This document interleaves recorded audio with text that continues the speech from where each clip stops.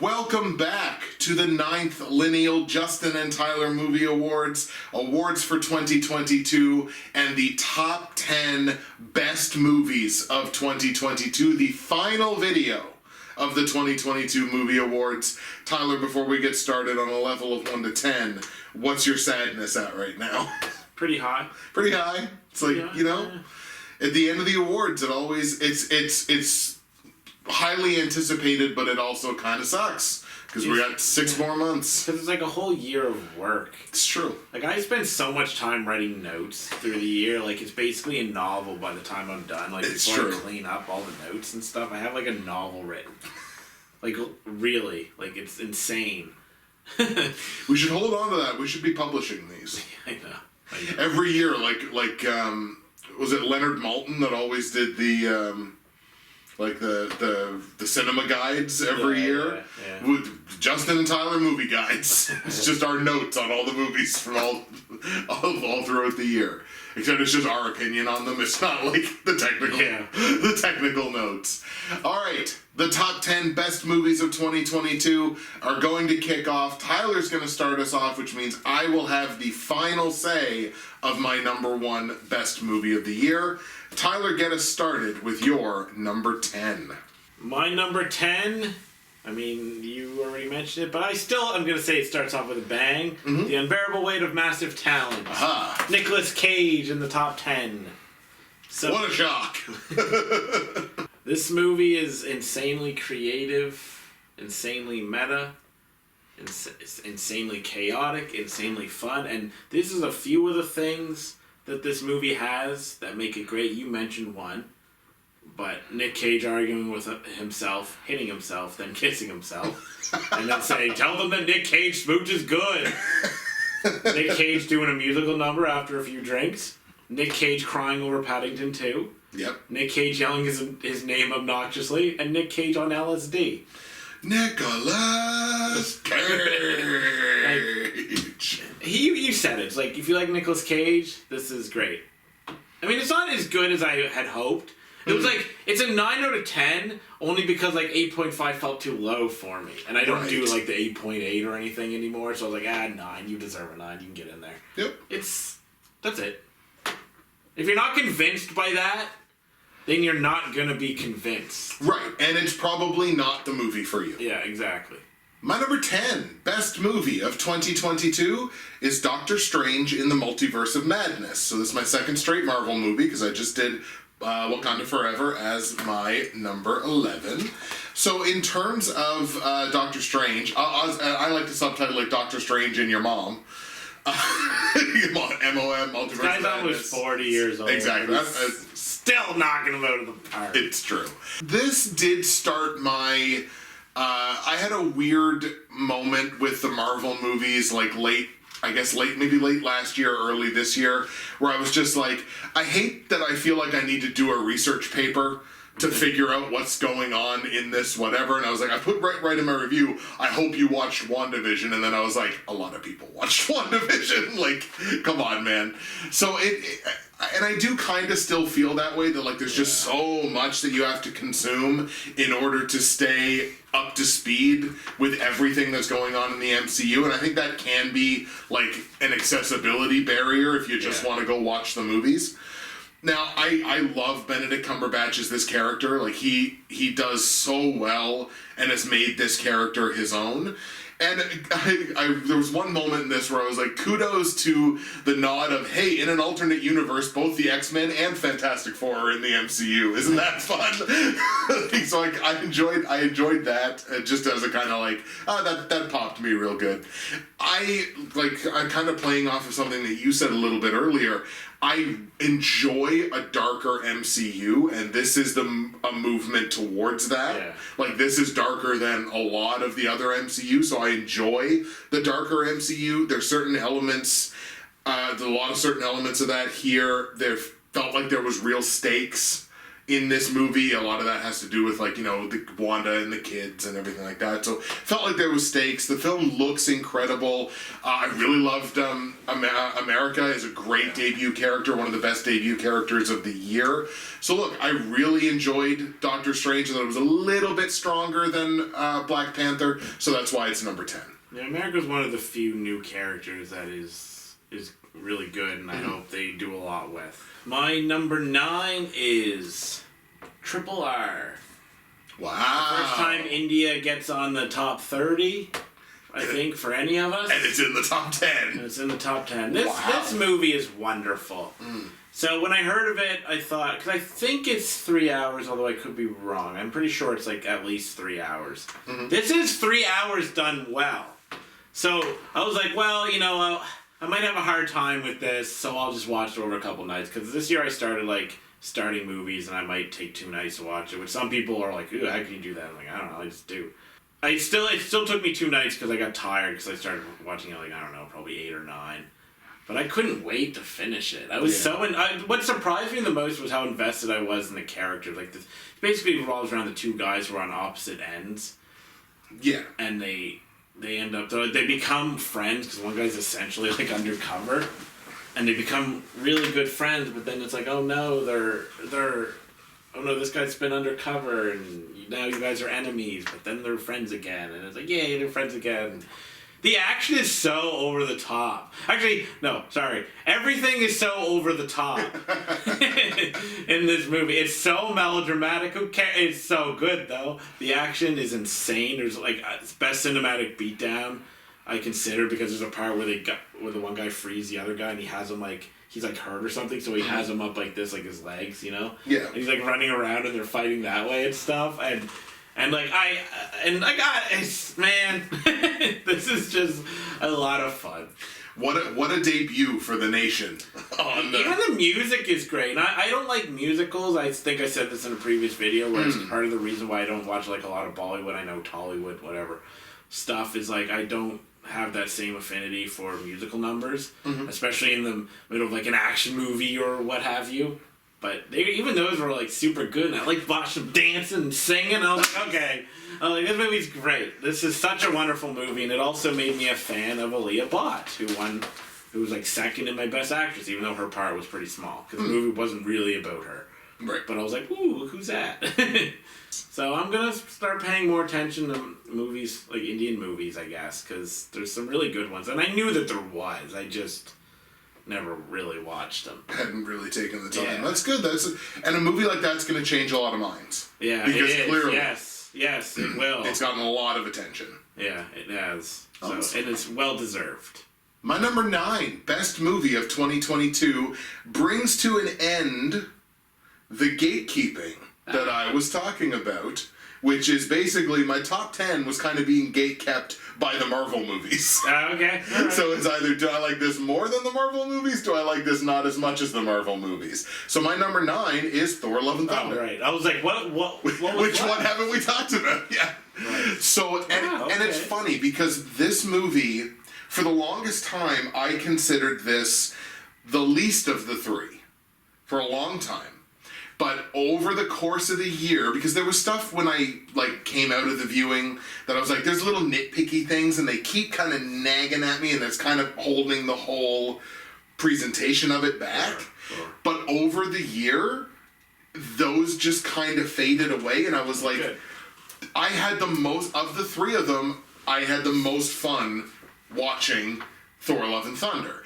I think Bale is mostly masterful in that role. Gore is a villain I wish I could see, a villain, quote unquote, that I wish I could see more of. That's the worst part of it. And with the multiverse, anything is possible. Yeah. But I'd love to see more of Gore the God Butcher.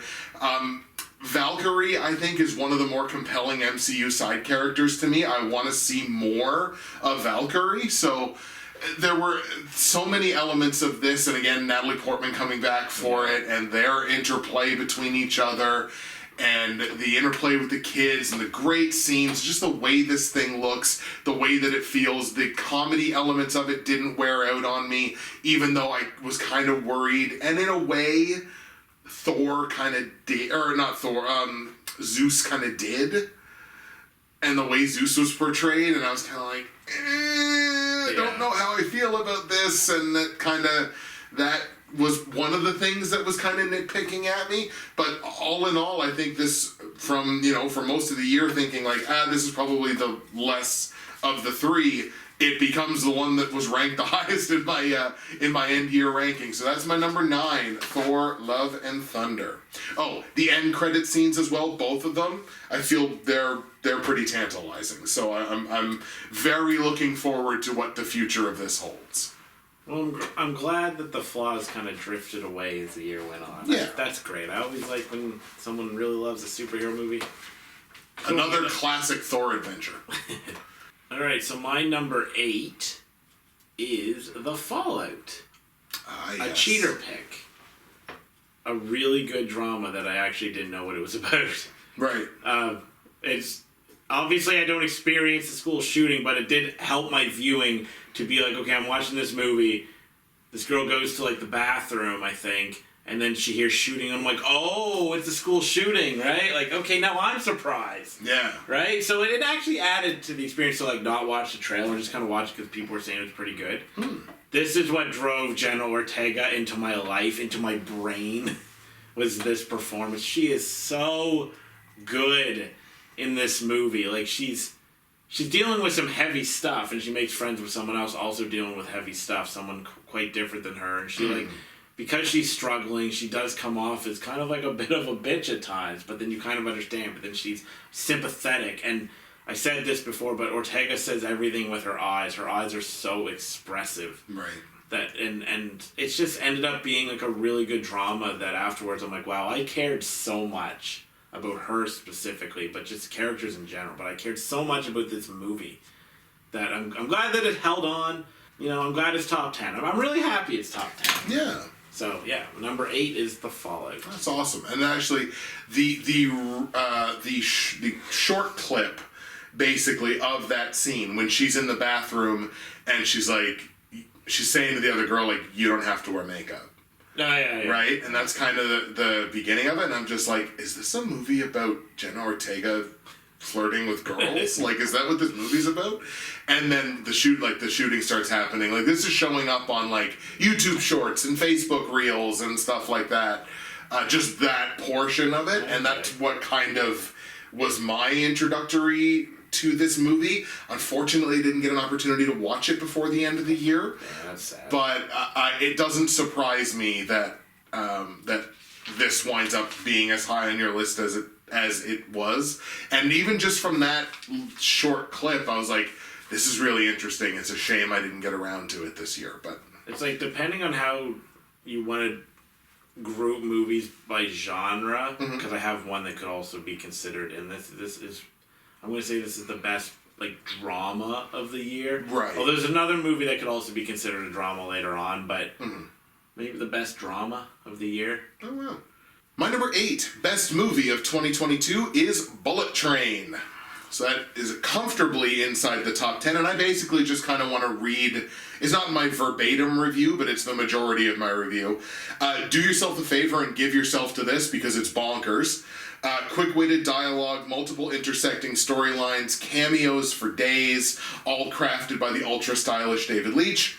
Doesn't want to teach you any lessons. It doesn't want to preach good and evil. It just wants to fill your plate with cool scenes and fun ideas, have you gobble them down, and leave the theater satisfied. And it accomplished that for me easily. Nailed it. That's what this movie was. It didn't want to be greater than that, I don't think. It just gave you exactly what it advertised and exactly what I wanted. So that's why Bullet Train's my number 8. I have nothing to add to that. I already talked about it, but you just perfectly summed it up. Like, had I not already gone, the only thing I would have added was Thomas the Tank Engine to that review. It wants to give you Thomas the Tank Engine. That's it. And Brad Pitt punching someone in a big stuffed animal costume. And then, like, the water bottle guy or whatever. Right. Yeah. Again, cool scenes and cool ideas. It just wants to give them to you. You swallow them down. You leave the theater and you're happy. That's Bullet Train. My number 7 is Doctor Strange in the Multiverse of Madness.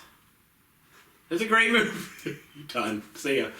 MCU movies don't, like, directors don't really get to infuse them with much of their own personality. Like, some do. The Eternals had a little bit, you know, and this definitely has... Waititi gets that as well. Yeah, he gets that a little. Like, this has Raimi in it. Yeah.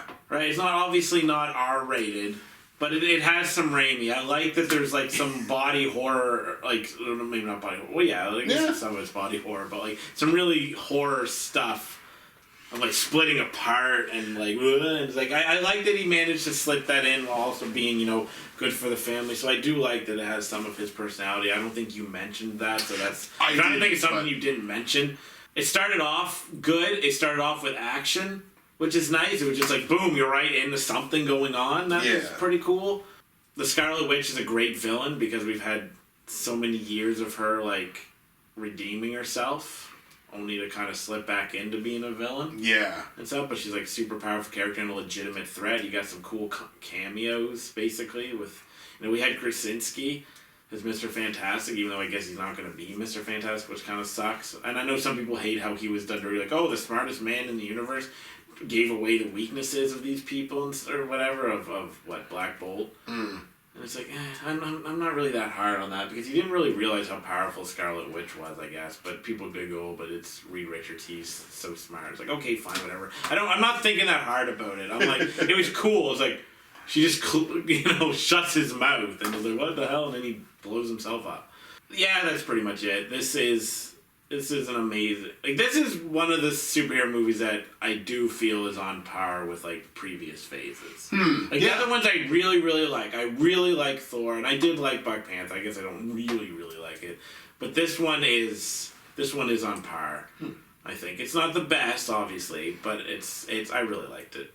My number 7 best movie of 2022 will be a quick one, despite the fact that it is 2 movies. That is Pearl and X. This is high. Yeah, this wound up very high. I know, like, on technical aspects and, like, acting and all that stuff, and I guess director, too, you really liked it, but it still feels weird that it's this high, but that's cool. Yeah, absolutely. And again, it's one of those that I very much, and every time I presented this, I presented it as Pearl/X. Yeah. Which is, of course, the chronological or the timeline way, which is the way that I watched it. And again, I stumbled into that. I think it is the way to watch these 2 movies. I think you watch Pearl first and then you watch X. Even though X was obviously released first, I think if you watch Pearl first and then watch X, you have a different appreciation for X. And again, a lot of this is stuff that I've already said, so rather than kind of chewing my food twice, the only other thing that I kind of want to add is, like, obviously we know, I've talked about how talented I think Ty West is, the continuous shot gimmick that was used more so in Pearl than in X. I do think the collected ensemble of characters in these 2 movies could have stood to be more compelling, but Mia Goth herself is excellent. And I think more than made up for that in my viewing of the 2 movies. So that's kind of where I'm going to leave it, because again, everything else is chewing my food probably a 3rd or 4th time at this point. But yeah, that Pearl and X wound up that high on the list just because I was, again, so impressed with what Ty West was able to create with these 2 movies. I like Pearl more, but I realized this year that there was so many, like, many of the horror movies that were most well received I wasn't super keen on. Like, and this fell into this, like X specifically fell into that, where I was like, it's fine, but my problem was I didn't find the old people scary, so it kind of came across as a little silly to me. Right. I did like the movie, and I think it was shot well, even though I guess it tried. I felt it tried a little too hard, kind of like Pearl did, but I did like it. I do find Pearl more interesting psychologically. Yeah. And Nothing but love for Mia Goth, of course, and as I said again in a previous video, that I actually think Jenna Ortega's character was more interesting, even though it was a smaller part. And I actually was really interested in like the good like Christian, because she was religious, right? She was a good religious girl. I was like, I want to try porn. And it felt disgusting because her boyfriend was kind of a dink anyway, but still was like watching his girl get railed and stuff. And I was like, this feel. And he's all, and it's, because with his character in particular, his is one of the more compelling ones too. Yeah. Because he's all comfortable with whatever happens for the sake of his capital A art. Yeah. Until his Christian girlfriend is like, I want to have sex on camera. And he's like, why would you want that? Yeah. You're like, what do you mean? Both of them want it and you're perfectly fine with that for your art. Yeah. So what's the difference? And he's like, well, because it's me this time. And when they like are in bed or whatever, and you can feel his like disgust, and like if I was in that situation, I'd also feel like, what's going on? That part like was like good. It was in a good way. It was probably the most interesting of that X got to me. Right. Honestly, my number 6 is Werewolf by Night. Wow. So we consider, I'll say this again just for people who are like, that's not a movie. We consider the Marvel special presentations as movies. That my request, basically. Because I'm like, I want to watch this and I want it to be able to be included in movie awards if it's good enough. Yeah. So I imagine we'll keep doing that so long as they keep doing special presentations or whatever. Yeah. This is a really good movie. Like, the director I gave a nod to. I like the old-timey visual flair that it has. I actually love werewolves. I don't know if you know this about me, but I love werewolves. No. I do. I always have. I just think they're great. I mentioned it before, but the scene where you see like Jack is transforming into a werewolf, and you see his like silhouette of it happen. He's like, an old time movie. It's that's so beautiful. I think I reacted that way the first time I talked about it. I was scared that this was going to become a Marvel comedy fest, even though this is a property not that I'm familiar with necessarily or anything, but it kind of felt like it would be really well for a really good property for them to branch out and do something more horror-ish. And I'm not saying this is a scary movie, and it does have some jokes, but I was relieved that it wasn't just joke. It had some levity to it, but it didn't drown it in jokes, which I really appreciated, because we were talking about, kind of branching, going a little darker, and this actually does go a little bit darker. There's even like some blood and stuff, and it's like, I'm like, this movie's fantastic. This is the best Marvel movie of the year.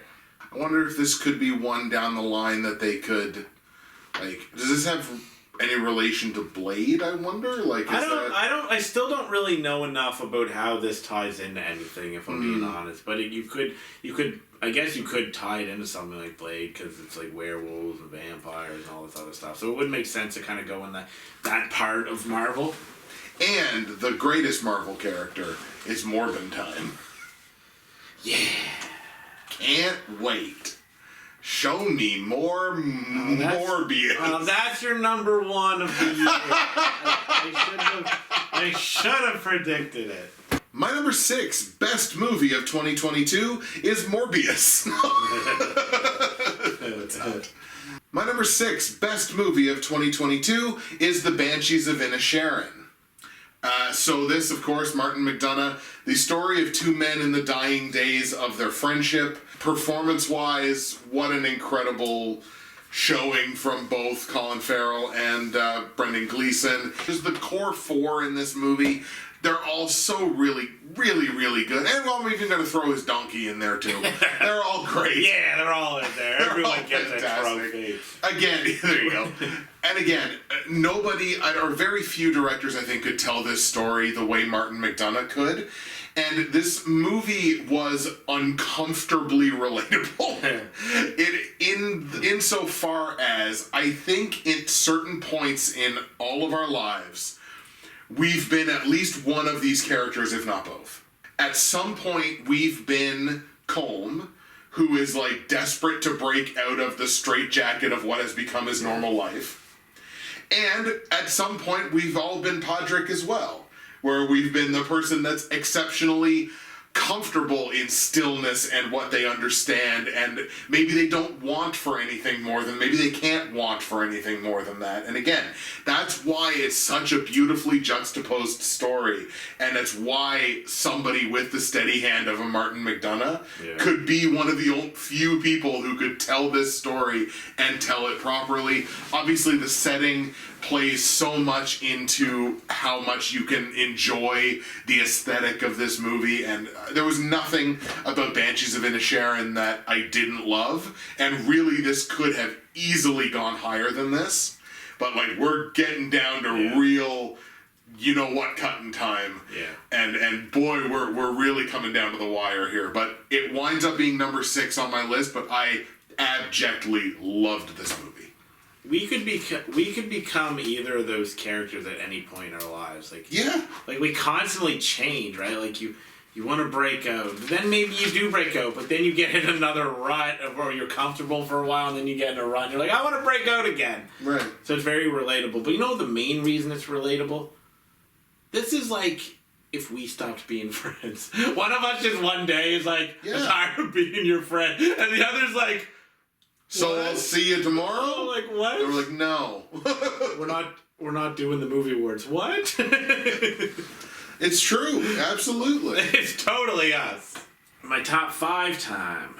So my number 5 is Beavis and Butthead Do the Universe. Wow! I can't believe this is so high for you. Why? I'm so happy. Why are you surprised? I love Beavis and Butthead. I know, but like to see 160 plus movies and go, you know what? The 5th best one is Beavis and Butthead. And really it could have been 3rd or 4th. 5, 4, and 3 is a fight. Alright. But I decided to put Beavis and Butthead number 5. It's a good number. Start off at 5. There's not even that much to say. They're just funny. It's a really good comedy. Yeah. When they go to university, this is the part that everyone talks about, but it's brilliant. It is superb. It's something that only Mike Judge would want to write, because, like, you kind of get an idea of where he leans politically, I think, over his work, maybe, but at the same time, it's like, you're kind of unsure, so it's kind of funny. It's kind of like South Park, where they make fun of both sides. And right. Mike Judge, he would do that scene. Yeah. We're subverting existing paradigms. He doesn't even know what that means. They just heard that they got white privilege, so now they're using it. Excuse me, everyone. I have white privilege. It's okay, you didn't know. Neither did we. I'm subverting existing paradigms. There's nothing to add. I'm so happy. I came to Beavis and Butthead relatively late in my life, because I never watched it when I was younger, but then I became a really big fan of it, and I'm really happy that the movie was as good as it is, so I'll just leave it at that. Number 5 is my boys, Beavis and Butthead. That's awesome. And that makes me so happy. Good, I'm glad. That actually wasn't one that I thought was going to make you this happy, but I'm glad. So when I made the point, when I talked about Do the Universe, when I made the point that I thought Do America would be the one that would be more watchable in 10 years. Do you think that's the case, or would you disagree? Well, I have to go back to my point of I have to rewatch Do America. I don't remember it. That's the thing. I remember Cornholio, obviously, and plus, Cornholio shows up in this one, which is great. Even the old jokes really work, it's right? True. Which same for the show, and that's good. It doesn't feel like just going back to the well. It's like no. When Cornholio shows up, it's like here we go. My number 5 best movie of 2022 is Marcel the Shell with Shoes On. Oh my god, the most endearing character that I think I have ever seen. Yeah. There's so many great one-liners in this movie, because Marcel is on that elite level shit talk while possessing the purest heart that has ever existed. You're totally right. Yeah, that's such a good observation. Marcel's shit talk is on a whole other level. I forgot about that. Completely unintentionally, but it's so funny, because when the documentary filmmaker is selling Marcel about the concept of a documentary, Marcel goes like, "Oh, so it's the truth, sort of." Yeah, I forgot that, dude. I'm so glad you mentioned that. That is such a good point. And like you can't God help tier. you can't help but fall in love with that character. And like I didn't realize this movie's going along and I'm enjoying it and I'm like, this is exactly what I thought this was going to be. It was great. I didn't realize this movie snuck up on me because I didn't realize how deep the movie was behind me, digging my heels into an emotional trench. Yeah. And I didn't know what was happening until it gets to its denouement, and I lost control of myself. I bawled. I just totally lost it. I'm like, oh my god, I'm a toddler. I'm an absolute toddler. But you know what? That is a character and a movie that earns every inch of its emotional investment, and that's why it's top 5 for me. Marcel the Shell with Shoes On, my number 5 best movie of 2022. I'm not going to think too heavy on this. Maybe the best original character of the year because it took the time to build a character that you can care about. Who'd have thunk it? It's a shell. Yeah. Think about that. It has shoes on. It is literally what it tells you that it is. It is a shell and it has shoes. I was flirting with this idea of making my Miscellaneous award something that would be improved if you put a shoe on it, but I didn't really know where to go with it. Yeah. But it was something that was written down and in my head. I'm like, I wonder if there's something here that we could put a shoe on to improve it. But yeah, so excellent pick and an excellent observation. So my number 4, we get down to the nitty gritty here, because my number 4 is Clerks 3, which is not interesting without the backstory of how it got here. Okay. And this will probably be interesting to me, but that's okay. Go for it. So I had said to him that I wanted to start the top 30, because I thought I had a banger 30. That was Clerks 3. Wow. Okay. That was Clerks 3. Okay. Because I watch it. And I'm going to tie in my story with my thoughts in the movie, I guess. I haven't really planned this out. Mm-hmm. My Chemical Romance's Welcome to the Black Parade is playing. Mm-hmm. I love that scene. I'm instantly emotional. These guys are back, right? Then there's a part where it's carry on, and then Jay and Silent Bob walk on and stuff, and I'm like, oh man, okay, I'm in 9.5. Yeah. Right? I'm so in. I am so in. And then the movie is good. The movie maybe not as funny as the previous Clerks, but whatever. Whatever. Mm-hmm. And he's making his movie, and I felt at the first that they were just kind of going over what we've already seen. I loved Clerks. We both love Clerks, but I've seen it. Right. I'm just seeing it again, and I was really disheartened by what I was seeing. I kind of had hoped I kind of wish that maybe Randall could still make a movie and that could still be personal Kevin Smith because it's his life and stuff. Mm-hmm. But maybe they could have made an action movie. They could have made a different movie that wasn't Clerks, right? I would have probably enjoyed that more. Right. Even though I understand that this is a reflection. This is so personal and it's so emotional, and the movie succeeds on that level. But I was turned off. I was disappointed. It was still an 8 out of 10 because I couldn't bring myself to give a Clerks movie less than an 8 out of 10, and I could not put it on the list. So I was going to put it 30, and I knew that would blow your friggin' mind if I had. I would have been damn. And up until a couple weeks ago, that's where it sat. Ooh. And then I was thinking of the beginning scene. I'm I want to watch the beginning scene again. And I couldn't really find a really good version that wasn't all cut up on YouTube. Right. And so I was I'll just put on the movie. So I watch it, and I'm maybe I'll just watch the whole movie again. Screw it. Clerks 3 deserves a second watch. And I did it, and none of the problems I had that I just told you bothered me on the second watch. I thought originally that he wasn't crafting jokes around it. He was hey, remember this from Clerks? Yeah. Remember? Hey, remember this? Remember this? Remember this? And I'm yeah, I know. I got the DVD. Yeah. I have the anniversary edition. Yeah, I know. I can watch this. But then I did see some jokes on the second watch. And I was okay. And I felt good about myself. Awesome. I felt happy because I was so upset that Clerks 3 was not in the top 10, and now it goes to where it should be. Absolutely. In the top 5, because I love these characters. There's an incredibleness to these characters that have been with us for so long. I didn't mean to cut you off there in case you had anything else. No, my story's done. I rewatched it. I could have just been I was disappointed that I rewatched it. I love it. Perfect. And on a deep and visceral level, I'm so glad that you did this because my number 4 is Clerks 3. Yeah. So we have a consensus number 4. How beautiful is this? Clerks? And it couldn't have been any other movie. That's awesome. It had to be Clerks 3. Fate has to exist. I think we just proved the existence of God just now. Right here, 2 boys talking about movies. And I just want to read what I had here in my... this is basically me just reading my review. When I think about Kevin Smith, I think about my favorite musical acts, who sure, have been playing the same tunes for decades. With some new stuff that sounds kind of different, but I still appreciate it. But man, when they crank up the classics and play those same old strings, it reminds you why you fell in love with them in the first place.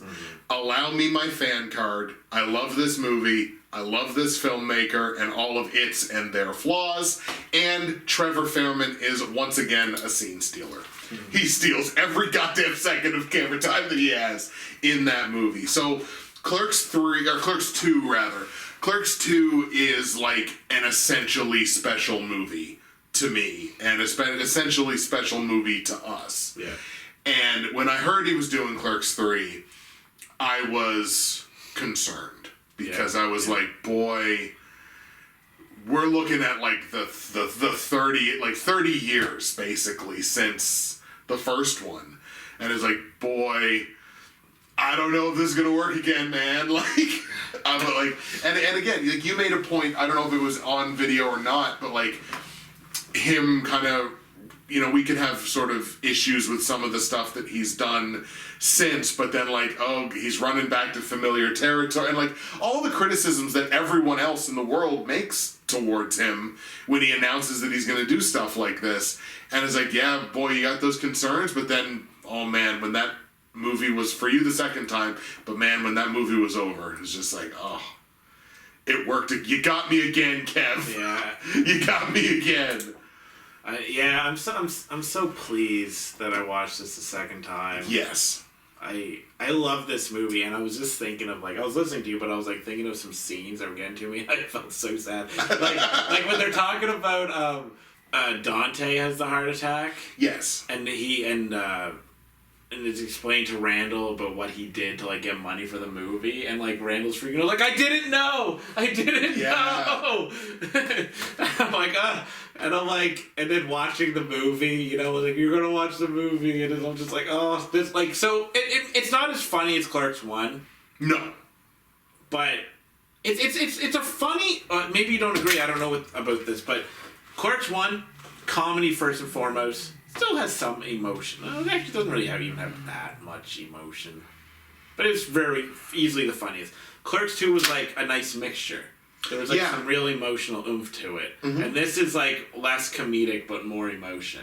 Yeah, I think. I'd agree. And it works super well as that. So like, I'd probably go, I don't know, I'm not even going to try to rate them. This is maybe the most beautiful moment in movie awards history, because like of all the things, I mean, I know we had a consensus, and dude, this year's awesome for consensus. We had 2 in a row, and then we nailed it with Clerks in like the final hour. We did very well. And it almost wasn't. It's true. It was very close down to the wire to not having this moment. So that's great. It's good stuff. My number 3 is the Banshees of Inisherin. Ooh, so neither of us were correct. Oh, you went Banshees? I did go Banshees. Oh yeah, I thought you went the Batman. Nope, I did go Banshees. So you were pretty friggin' close. I was close. So the Banshees of Inisherin is the movie that I thought would be his number 1.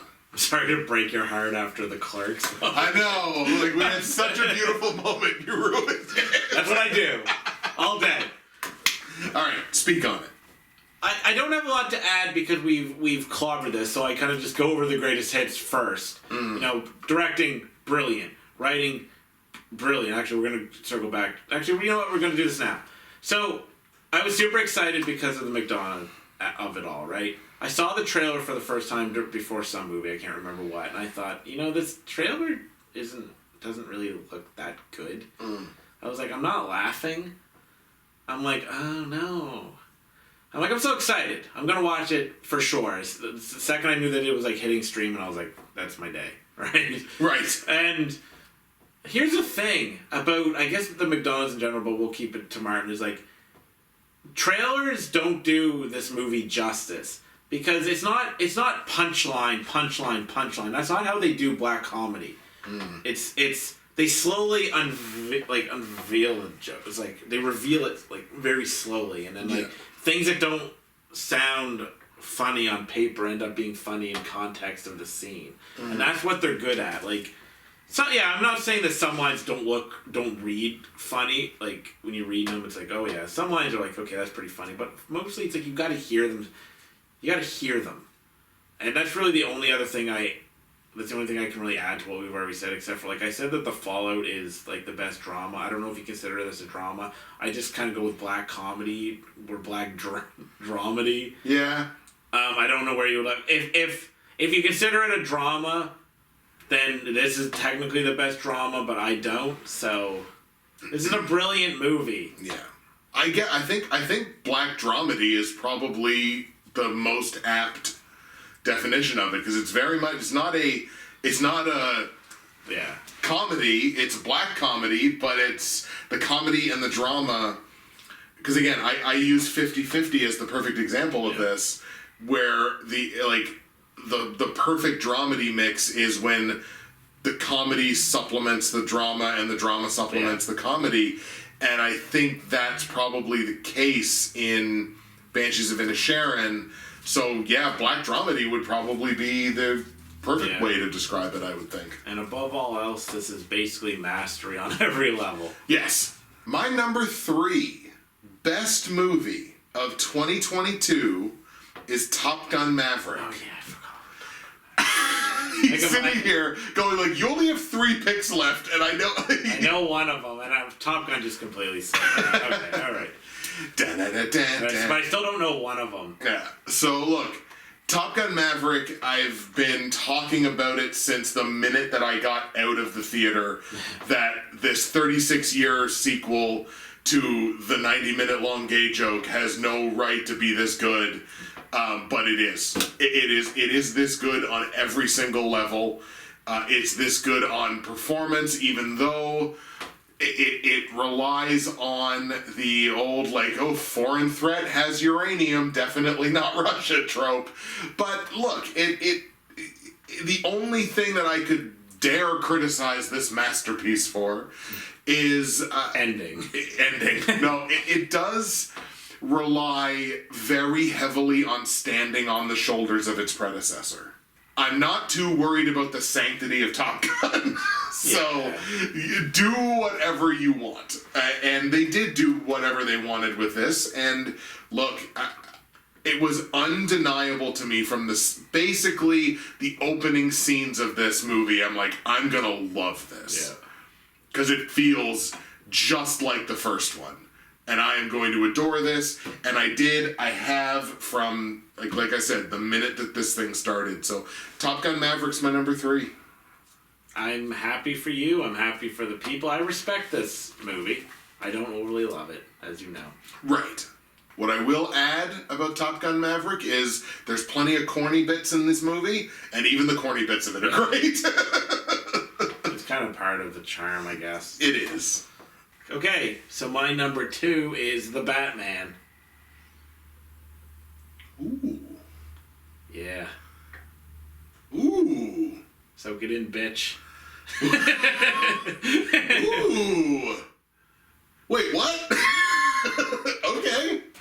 Alright, my number 2 is The Batman as well.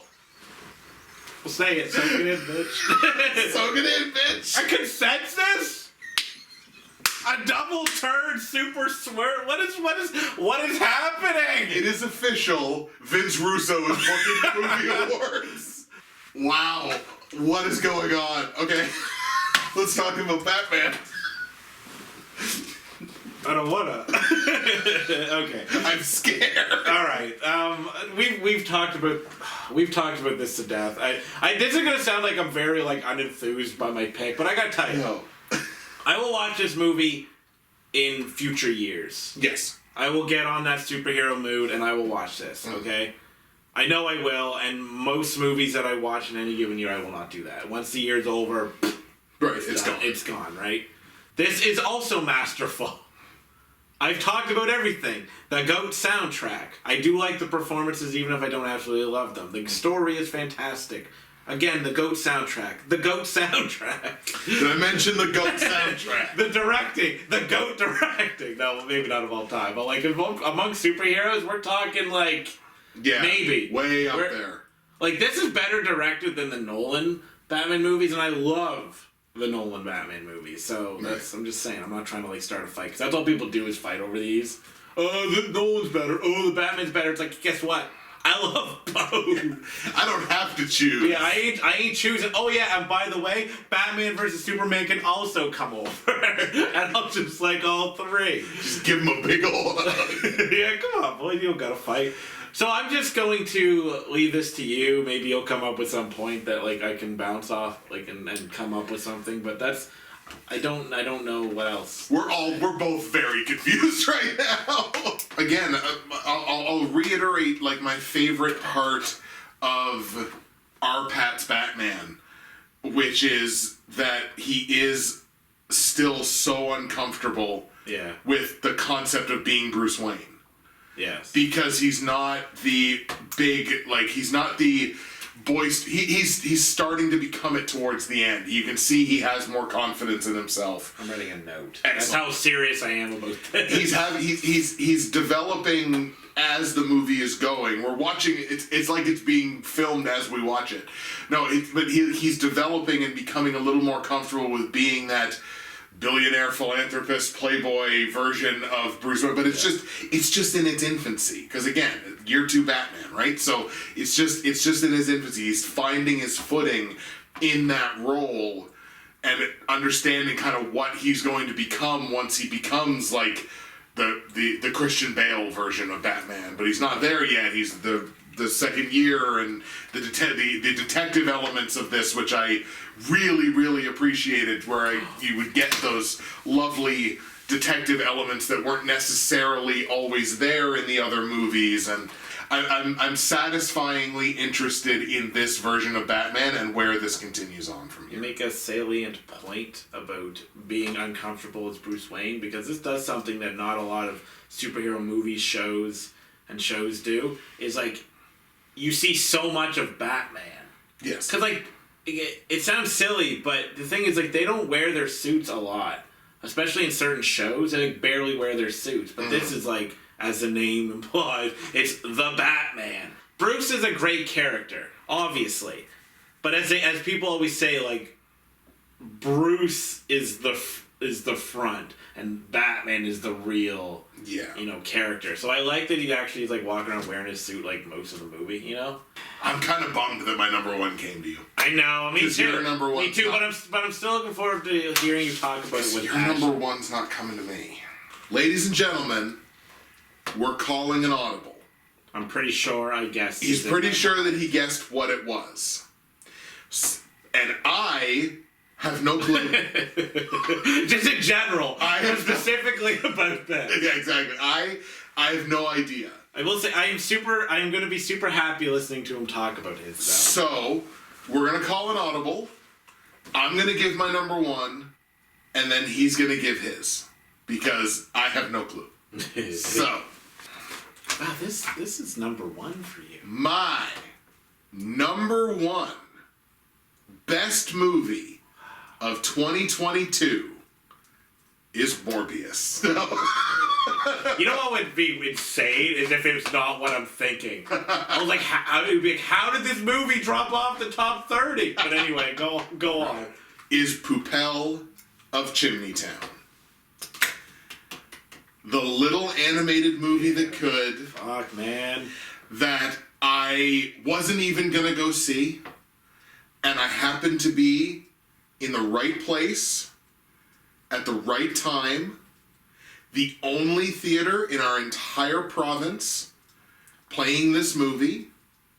The one time that this movie was being played at this theater. If I didn't go that night, I was not going to see it. Wow. I stood in the face of zero pressure to leave my hotel room that day. And I said, you know what? I think I'm going to go watch that animated movie about the garbage man. Literally the man made of garbage. And I sat in an empty theater. I think there was one other person there. And I watched 100 minutes of pure, unadulterated joy. And when this movie was over, I sat there and I thought, this never should have happened. I never should have had this moment. I never should have seen this. I never should have even known that this existed. Yeah. Had I not, because again, this movie is 2 years old. It's a cheater. There were so many different paths. It's funny, we joked about the multiverse a bunch. There's so many more paths that I could have walked down to have never experienced Poopel. And there's one path I could have walked down to experience it, and that's the path I wound up walking down. I'm basically just going to read my review here. I won't lie, I was of course initially hooked by anime about a young boy who meets a man made of garbage. Yeah. And then the movie proceeded to throw 100 minutes of joy, emotional deep cuts, relatable story, and all-around wonderfulness at me. It guards its secrets well and reveals them immaculately. I like that. I remember that. I like that one a lot. Telling its story in such a way that it would have been the biggest kids movie in the world in 1992. And that is high praise for me, because movies don't tend to tell stories the way they used to. So give me my moment to be an old man, I guess, but there's a certain storytelling flavor for movies, especially kids movies in the 90s, that just doesn't exist today. So, but this tells its story in an exceptionally similar way to that. Decades later, it proves that classic storytelling still wins, and no movie stuck with me in 2022 like Poopel of Chimneytown. And that is why it's my number one best movie of 2022. I've been writing notes. Excellent. I don't know why I don't do this more often. It's like a new idea. Why not write notes while he's talking so I know what I want to say? Yeah. I obviously did not love this as much as you, because it was only number 24, which is still great. Any movie that makes it on your top 30 is well, you must have really liked this. You know what kept it from getting higher is it's just that the je ne sais quoi, as you said earlier, of I don't know why I didn't enjoy it as much as some other movies, although I probably could have placed it a little higher than some of these other ones now that I look back, and now that you're talking about it. So it could have actually been higher. There's no reason that there's no real reason. I can't quantify why it's not higher. It's just sometimes okay, for some reason I just enjoy such and such more. I'm happy that Avatar's not number one. Yes. I didn't want to end on the down note, although I kind of also expected Batman, so we wouldn't have ended on a down note, but then we also would have ended on a very okay, of course. Right. Even though you don't get the surprise that you had hoped for, because I figured it out. You did technically, though, because I did have that visceral reaction when my brain... it just wasn't at the time that you wanted. Right. But you did get it. Because you saw me go, oh, right? You saw it in my brain. I look forward to seeing that on the edit. Yeah, exactly. So you do... So just don't, be too hard on it, because you still got that. Fair enough. Yeah, this wasn't Wolf Walkers. Right. Right, where it was, at the moment, I was oh, shit, you did what? And I sound so obnoxious. I've heard that part so many times. But... You didn't get that, but you still did get it. It feels like there's this real love for animated movies in your number one. Yeah. That I super appreciate. And you talk about it. You talk about this one Wolf Walkers before with such passion and love, and you bring in this personal story, and you weave in the multiverse. Because of course. Yeah, and I will thank you for bringing this movie into my life, though, because you were the one who talked about it, and I was oh, that sounds really cool, and I was well, geez, you really like it. I mean, it sounded cool. I probably would have watched it anyway, but you really liked it. I'm gonna watch it, and that's really all I got to add, because I can't add any more to the plot, talking about the movie itself. I just wanted to say something because I'm stretching this out because it deserves to be talked about. Especially since my pick is going to be a really long pick. And I intentionally try to not say too much about the plot for this movie because I just genuinely want people to experience it. Fair enough. Tyler's got his number one left, and I don't know what it is. But I'm going to take a wild stab in the wind and see if it connects. All right, so this is my number one. Closing the video. He's gonna do it. My wild stab in the wind is, and this is gonna sound silly to people, but no, it's not. The Guardians of the Galaxy Christmas special. Ah, no. Did I get it? No. Oh, damn. I mean, yes, you did. See that. No, I was actually, I liked that, but I wasn't in love with it. I actually thought you were gonna guess it. I thought you were. I actually, I felt it in my heart. I was like, he's gonna guess it. I've given you some breadcrumbs. Have you? Let's go into this. Terrifier 2. That's my number one. Oh my god. I thought you were gonna get it. Terrifier 2. I didn't even realize you hadn't mentioned Terrifier 2 yet. Wow. Alright. Go. This might be a really long bit. Okay? Go for it. I'm having a hard time figuring out where to start. Okay. One, but remember when I told you about this movie? Well, maybe you heard of it, but I was talking about it and I was like, yeah, people like are really liking Art the Clown. They're saying he's like an icon and stuff. Sure. I'm saying all this while also being like, I love this movie, but not telling you that I love this movie. However, I will say this. It was not number one. The Batman was number one. Okay. I called an audible like 2 days ago. Okay, I'll start why I called the audible a few days ago. This was like before you guessed it, so I wasn't like trying to screw you. Well, I guess you picked Banshees anyway, so it wouldn't matter. Right. But okay, why the Batman is okay? Fuck, there's so much. Okay, this is like Pig and Justice League for me. Although different reasons, obviously, why I would pick this. Why the Batman is worse than Terrifier 2, a verbal essay by Tyler Seelig. Okay, so here's the thing. Go. The reason I didn't choose the Batman, well, there's a couple reasons. One, it was kind of like a foregone conclusion. I love it. I don't have the same passion when I talk about it with people, except for like maybe here we had some passion because I'm just like, this is a foregone conclusion. So from the second this was announced, I was like, I'm gonna love this. It's probably gonna be my number one. At the end of the movie awards last year, I'm like, it's probably gonna be my number one. And maybe I regret this a couple years down the road when I'm looking back, like, why did I give Terrifier 2 this? But here's the thing. I watched the Batman 3 times. I watched Terrifier 2 4 times. I did it over the last couple days to be like, do I still feel this way? Are you going to do this, Tyler? Are you sure? Are you sure? Watch it again. I finished it up this morning. Because I had like 20 minutes left because I had to do some work before I came over yesterday. So I finished it up this morning. And I was like, I gotta do this. And here's why I gotta do this. I have had so much joy talking about this with people that it's like a straight out of Compton effect sort of for me, where it's like, I've talked to Robbie like excessively about this. I've told people at work who haven't seen it. I've been telling them about it. People like in like certain departments, I've been talking about this movie constantly. I had to order Terrifier 2 for Robbie, and it was in the store waiting for him to come in, for his shift to work. And I was like, Terrifier 2 is in the building, right? Like it was this big thing. And one of my coworkers was, because I was like, I don't know what to give number one, Batman or Terrifier 2. And he's like, man, like you've talked about Terrifier 2 with such passion. I feel like that should be your number one. And I'm like, you know what? You're right.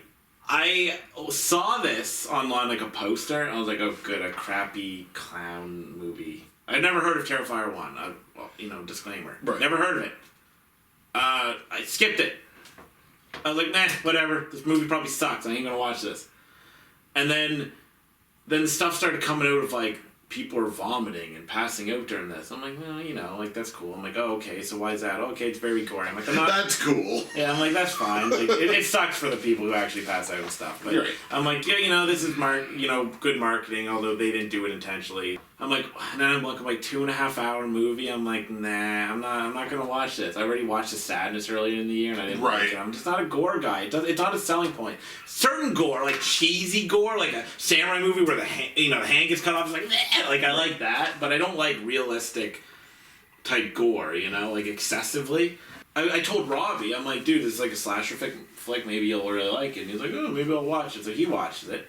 And he goes like, yeah, it was good. You should watch it. I'm like, I gotta be honest, Robbie. I'm not gonna watch this. Like, I'm just not gonna do that. I'm like, he's like, why not? I'm like, gore, I don't care. 2.5 hours of it. It doesn't sound like it has a story of any interest. I'm like, what am I watching? Like, I don't care. It's a clown. I don't really care that much about clowns. And then, like, I'm sitting there one night, and I'm like, I see, like, a little clip, stuff that could actually go on YouTube, and I'm like, that's kind of funny. Like, that part's kind of funny. I'm like, okay, well, I don't know what's going on with this clown guy, but he's, like, kind of funny. And then I was like, I went on this YouTube channel, I think it's called Big Will, and it was, like, talking about the plot, and I was like, I kind of want to see what the plot is. And he was just kind of going through the plot, and he got to a certain part, and I'm like, I just want to see this for myself. 9 o'clock at night, I decide I'm going to watch Terrifier 2. And I'm like, I'll start it. Sounds like a great idea. Stayed up till 11:30 watching this movie. Go to work. Robbie, I watched Terrifier 2. Literally the day after I said I wasn't going to. And then I go, like, I'm like, okay, but I'm probably done. Like, I like this movie. I liked it a fair bit. And then I'm sitting there one night, and I'm like, maybe I should watch Terrifier 1 at 9 o'clock at night. So I watched Terrifier 1. It's not as good because it doesn't have as much of a story, but it was, like, still really good. Yeah. And I'm like, dude, Art the Clown is awesome. Like, I'm like, this guy is great.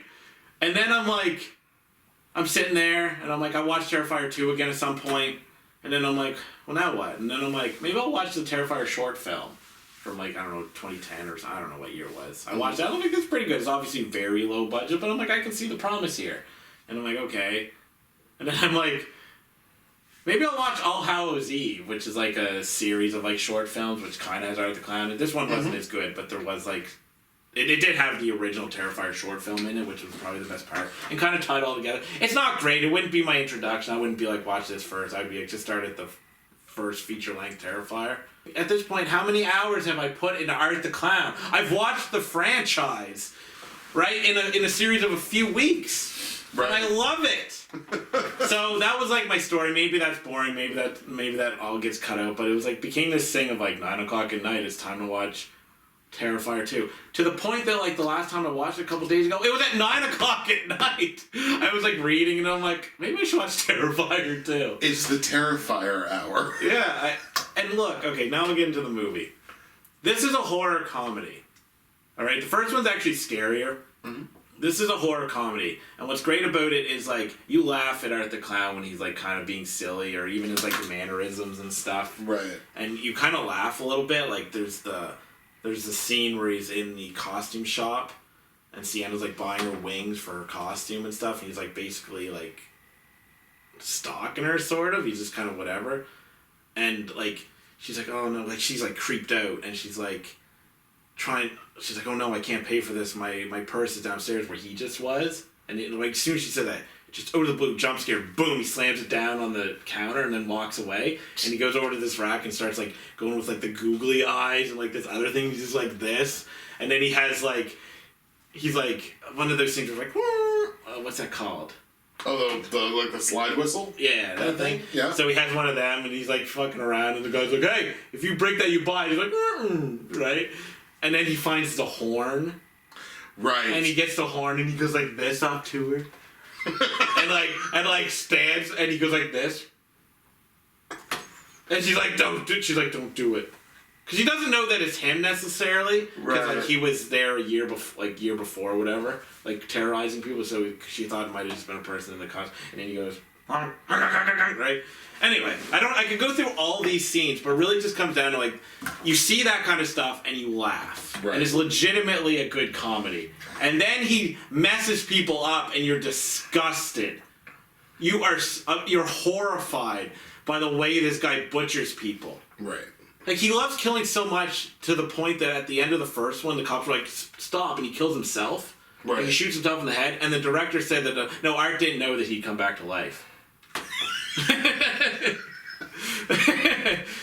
So, I'm like, oh, this guy is easily a horror icon now. I don't care. There's not a better horror villain. Like, I like xenomorphs a lot, so maybe, like, a xenomorph, but, like, in terms of, like, this kind of villain, like, there's not one better. Wow. And I have so much joy watching this, even though it also, like, really disgusts me. But here's the thing. Sienna's character arc is really good. And there's a vagueness to the story that makes you wonder, like, what's happening in 3? Like, who is Art the Clown? We don't know. Why does Sienna have this blade that kind of gets powered up to, like, fight him? It's like, why is she destined to fight this guy? Right? There's, like, all these, like, interesting plot points, which is, like, the biggest surprise. Movies like this are not supposed to have plot. Yeah, so I am so in for Terrifier 3 whenever that gets made. Wow. I've talked enough, so I'm just gonna leave it because really it would just devolve into me just being this scene happened and this scene happened because I love his like he's beating someone. See, I'm doing it. See, he's beating somebody and he goes whack, and then he goes. Or like he's like the Sienna's brother is like at the end is like passed out and stuff because he's been messing with them, and he's like trying to wake him up. He's like this. He's just like he's so. But then there's like these moments where like his facial expression turn on a dime. And there's like moments of like slight disgust on him. Like he turns to see Sienna once after like they've been fighting a bunch. And like she's there, and he's like he gets this like really disgusted look on his face for like this split second, but then he goes like, and he's like, because she's like trying to punch him, he's like, and he's like so happy to be terrorizing this girl. This movie is so good as somebody who had no reason at all to like this. Right. This was not for me at all, and then now it is. I would like to take a moment that we can appreciate the wild dichotomy between what we thought each other's number ones were going to be and what they actually were. Yeah. I thought Tyler's number one was going to be a black dramedy set on a small island off of Ireland where it's basically like almost a 4-person universe. Like with drama and deep questions about friendship and family ties. What did it wind up being? A slasher flick with Art the Clown that was 2.5 hours long and probably had no right to be what it was, but it was exactly what it was, what it was amazing. Just like one thing before you go and talk about what I expect from you, it's like, but the thing is, like, it is like really well done. Like, I didn't give a nod to the girl who played Sienna, Lauren Rivera, but she was good.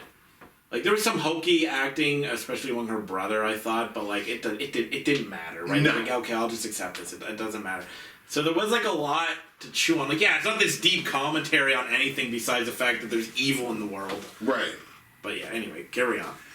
And then he thought that my number one was going to be the biggest budget movie of the year, the big money maker, the one that's being the heavily marketed, everybody knows about it, everybody wants to go see it. I love Gigantic visual spectacle. What was it? A 2-year-old Japanese anime seen by 2 people in a movie theater about a man made of garbage. Like, that's what, to quote you, that's what's the love about the movie was you never know. Ladies and gentlemen, Terrifier 2 and Poupelle of Chimney Town. Those are the number one best movies of 2022 as per the 9th Lineal Justin and Tyler Movie Awards, which are now drawing to a close. Tyler, do you have any closing thoughts before we head on out of here and go to A&W? No, this is really sad, but I will say something on camera. You can cut this if you want. But sure. Like, so remember, like, off camera when I would be like, I was scared that you would pick for your I don't get it award. I was scared you picked Terrifier 2. And I would have to defend it. Right. While not giving away that it's my number one. Right. Literally, I was gonna go like, you can't see why somebody like some horror fans would really like an over the top gore. That like you wouldn't like. I even did it during the awards where I was like, say what you want about Terrifier 2, but you gotta respect the hustle, basically. Right. Absolutely. I was like, I was so hard to not just glow. Like part of you was just like, oh, yeah, is it coming? It had to come out, but yeah, but I'm sad. Like, I feel like this is kind of what it boils down to every year. It's like, it's what we build up for 365 days, and then when it's done, there is that feeling of the tank has been emptied. Yeah. So now it begins the 365 days of filling it back up. Yeah. But, yeah. that's where we're at. We can draw to a close the 9th Lineal Justin and Tyler Movie Awards, this time for the year of 2022. Thank you so much for taking the time to watch and contribute, and I really hope you enjoyed the Justin and Tyler Movie Awards for another year. We will see you again for the 10th Lineal Justin and Tyler Movie Awards. It's a big one next year in January of 2024. Until then, happy watching. Thank you so much, and we'll see you next time.